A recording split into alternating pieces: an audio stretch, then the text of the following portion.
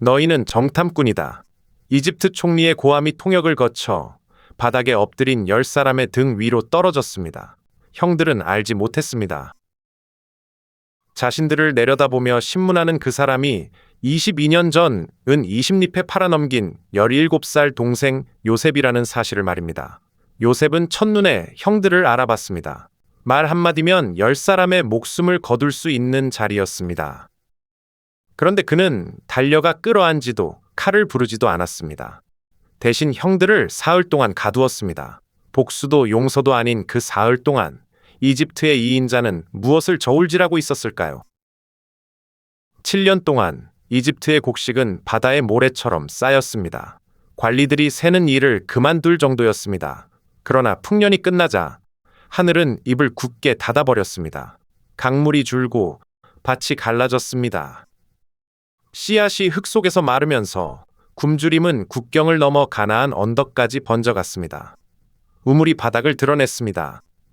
양떼가 먼지 위에 주저앉을 무렵 헤브론의 늙은 야곱은 10아들을 천막 안으로 불러 모았습니다. 어찌하여 너희는 서로 얼굴만 쳐다보고 있느냐? 이집트에 곡식이 있다 하니 그리로 내려가서 우리를 위해 사오너라.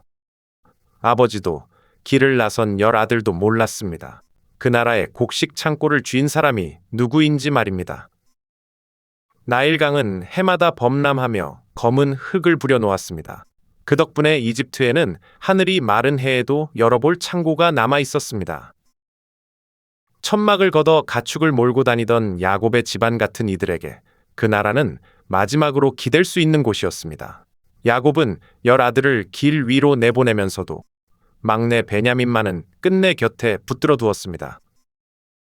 사랑하던 아내 라헬이 남긴 2아들 가운데 하나는 이미 짐승에게 찢겼다고 믿고 있었으니 남은 하나만은 먼 길에 내놓을 수 없었습니다.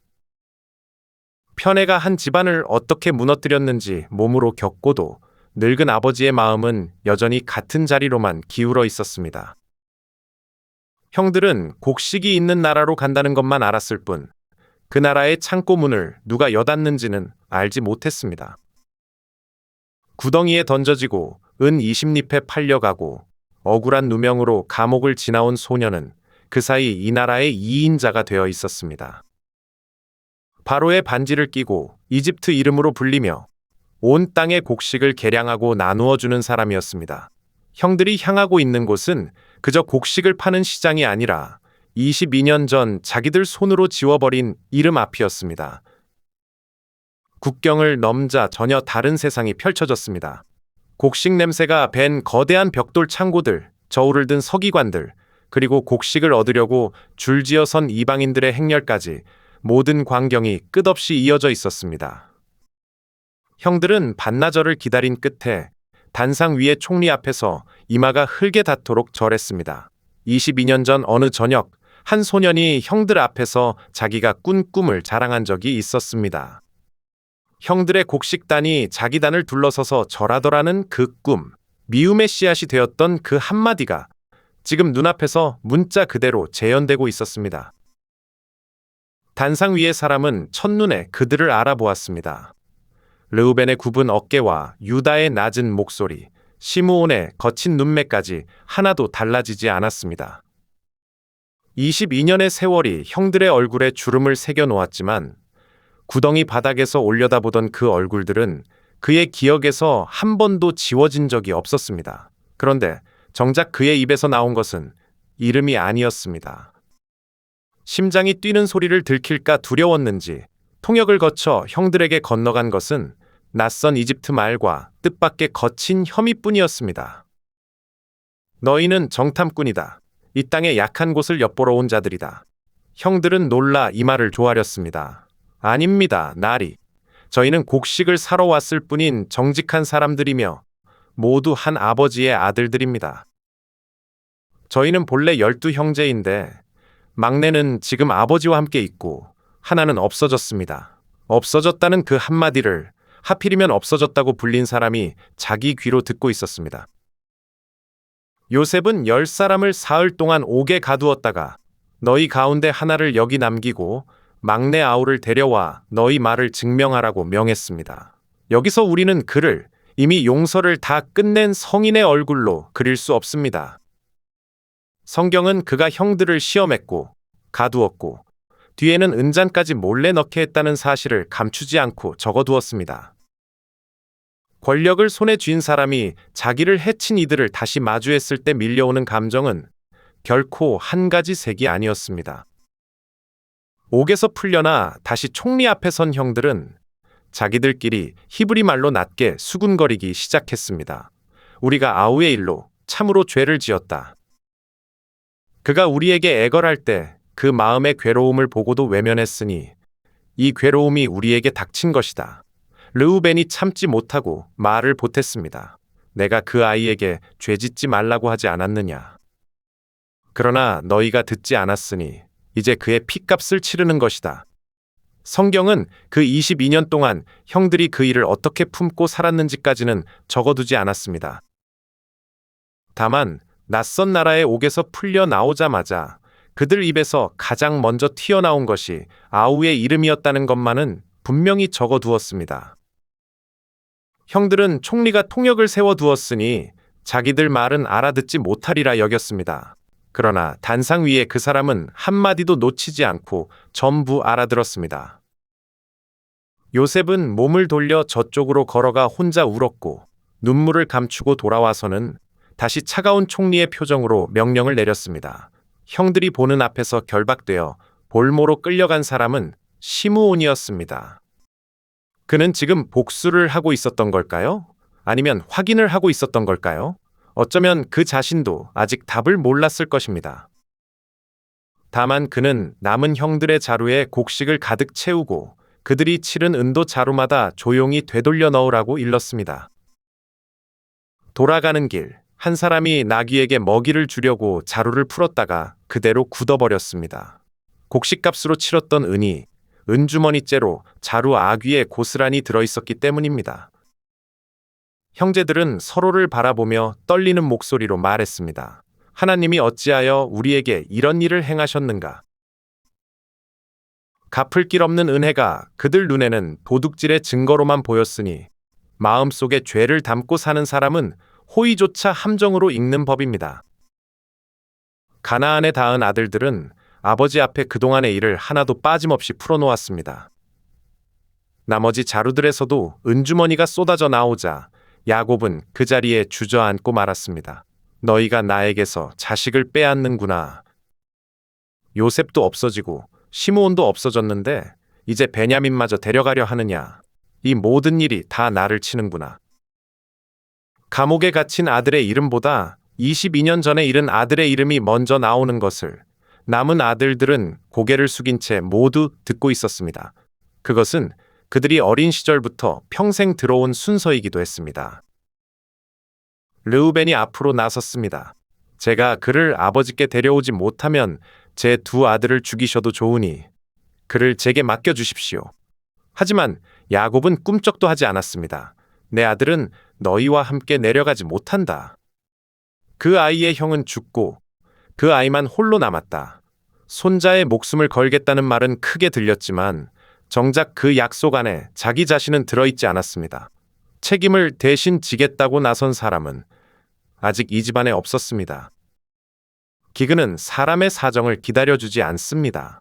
이집트에서 가져온 곡식이 바닥을 보이자 야곱은 다시 내려가 조금이라도 사오라고 말했습니다. 아들들은 막내를 데려가지 않으면 그 사람의 얼굴조차 볼 수 없다고 답했습니다. 그때 유다가 아버지 앞으로 걸어 나왔습니다. 아이를 저와 함께 보내주십시오. 제가 그의 담보가 되겠습니다. 그를 아버지 앞에 데려다 세우지 못하면 제가 평생 그 죄를 지겠습니다. 야곱은 오래도록 침묵하다가 마침내 베냐민을 길 위로 내어주었습니다. 두 번째로 이집트 땅을 밟은 형들은 뜻밖의 대접을 받았습니다. 창고 앞에 줄을 서는 대신 총리의 집으로 곧장 안내되었고 하인들이 발 씻을 물과 나귀에게 먹일 꼴을 내왔습니다. 겁에 질린 형들이 자루 속에서 나온 은을 먼저 꺼내놓으며 변명하자 청지기가 말했습니다. 안심하십시오. 두려워하지 마십시오. 여러분의 하나님, 곧 아버지의 하나님이 그 재물을 여러분 자루에 넣어 주신 것입니다. 그리고 결박되었던 시므온이 마당으로 걸어 나와 아무 말 없이 형제들 곁에 섰습니다. 이윽고 요셉이 들어섰을 때 그의 눈은 넓은 방 안에서 오직 한 사람만을 찾고 있었습니다. 어머니가 같은 단 하나의 동생, 자기가 팔려가던 해에는 아직 어린아이였던 베냐민이 거기 서 있었습니다. 내 아들아, 하나님이 내게 은혜 베푸시기를 바란다. 그 말을 마치자마자 요셉은 급히 안방으로 들어가 문을 닫고 소리 죽여 울었습니다. 그리고 다시 한번 얼굴을 씻고 나와 아무 일도 없었다는 목소리로 음식을 차리라고 명했습니다. 잔치상은 이상한 방식으로 차려졌습니다. 형들은 마디부터 막내까지 나이 순서대로 앉혀졌고 서로 놀라 얼굴을 마주 보면서도 아무도 그 순서를 총리가 어떻게 아는지 묻지 못했습니다. 이집트 사람들은 히브리 사람과 겸상하지 않았기에 상은 따로 놓였고 베냐민의 상에만 다른 사람들보다 5배 많은 몫이 얹혔습니다. 22년 전 이 사람들은 편애받는 동생 하나를 견디지 못해 구덩이에 던졌습니다. 지금 그 구도가 눈앞에 똑같이 다시 세워지고 있었습니다. 잔치가 끝난 밤, 요셉은 청지기를 조용히 불렀습니다. 자루마다 곡식을 채우고 은도 모두 되돌려 넣어라. 그리고 내 은자는 막내의 자루 아귀에 몰래 넣어 두어라.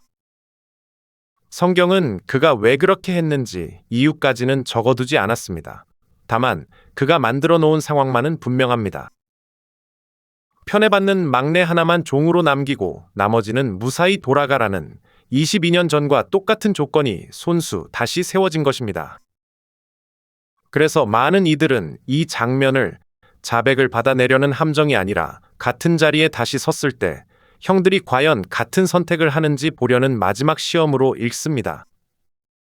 동이 트고 형들이 성문을 나선 지 얼마 되지 않아 등 뒤에서 말발굽 소리가 흙먼지를 몰고 달려왔습니다. 너희는 어째서 선을 악으로 갚느냐? 어째서 내 주인의 잔을 훔쳐갔느냐? 결백을 확신한 형들은 그 잔이 나오는 자에게 죽음도 달게 받겠다며 큰 소리를 쳤습니다. 자루는 마디부터 차례로 열렸고 하나가 열릴 때마다 형들의 어깨는 조금씩 펴졌습니다. 그리고 마지막으로 열린 베냐민의 자루에서 총리의 은잔이 나왔습니다. 자루를 다시 묶는 소리조차 들리지 않을 만큼 길 위에 무거운 정적이 내렸습니다. 이 순간 형들은 얼마든지 도망칠 수 있었습니다. 도둑으로 잡힌 아이 하나만 넘겨주고 떠나면 10사람은 곡식을 지고 무사히 아버지에게 돌아갈 수 있었습니다. 22년 전 그들이 했던 선택이 정확히 그것이었습니다. 그러나 형들은 하나같이 옷을 찢었고 나귀의 짐을 다시 실어 한 사람도 빠짐없이 그 성으로 되돌아왔습니다. 총리의 집마당에 다시 엎드린 형들에게 요셉이 말했습니다. 내 잔이 나온 자만 내 종이 될 것이다. 너희는 평안히 너희 아버지에게로 올라가라. 그것은 22년 전과 똑같은 문장이었습니다. 아버지가 가장 아끼는 아들 하나만 사라지면 나머지는 아무 일도 없었던 것처럼 집으로 돌아갈 수 있다는 바로 그 문장. 요셉은 숨을 죽이고 기다렸습니다. 그 대답 하나에 22년이 걸려 있었습니다. 그때 한 사람이 무리 가운데서 걸어 나왔습니다. 유다였습니다. 내 주여, 청하건대 이 종이 한 말씀만 드리게 해주십시오. 노하지 말아 주십시오. 그가 꺼낸 것은 변명도 흥정도 아닌 한 노인의 이야기였습니다. 늙은 아버지가 있고 그가 노년에 얻은 아들이 있으며 그 아이의 형은 이미 죽었고 아버지의 목숨이 그 아이의 생명과 하나로 묶여 있어서 아이가 없으면 아버지는 반드시 죽으리라는 이야기였습니다. 그리고 유다는 마지막 한마디를 꺼냈습니다. 청하건대 이 아이 대신 이 종을 여기 머물게 하시어 주인의 종으로 삼아 주시고 아이는 형제들과 함께 올려보내 주십시오. 제가 어찌 아이와 함께하지 않고 아버지께 올라갈 수 있겠습니까? 아버지에게 닥칠 그 화를 참아 볼 수 없습니다. 종의 자리를 스스로 청하는 목소리였고 그것도 자기 죄를 씻기 위해서가 아니라 아버지의 눈물을 막기 위해서였습니다. 여기서 우리는 조용히 한 가지를 기억해야 합니다. 22년 전 구덩이에 던져 넣은 동생을 차라리 팔아버리자고 처음 말한 입이 바로 이 입이었습니다. 그때 그 목소리는 동생을 죽여서 무슨 유익이 있겠느냐고 물었고, 그 말 끝에 요셉은 은 20립에 넘겨졌습니다. 그리고 지금 그 목소리는 동생 대신 평생 종으로 살겠다고 말하고 있습니다. 사람은 정말로 바뀔 수 있는가? 이 이야기가 22년 동안 붙들고 있던 질문이 바로 그것이었습니다. 요셉이 무너진 건 형들의 사과 때문이 아니었습니다. 그날 그의 앞에 놓인 것은 용서를 비는 말이 아니었습니다. 그를 무너뜨린 건 동생을 대신하겠다며 앞으로 걸어 나온 형이 등이었습니다. 요셉은 더 이상 자기를 억제하지 못하고 좌우에 늘어선 이집트 사람들을 향해 소리쳤습니다.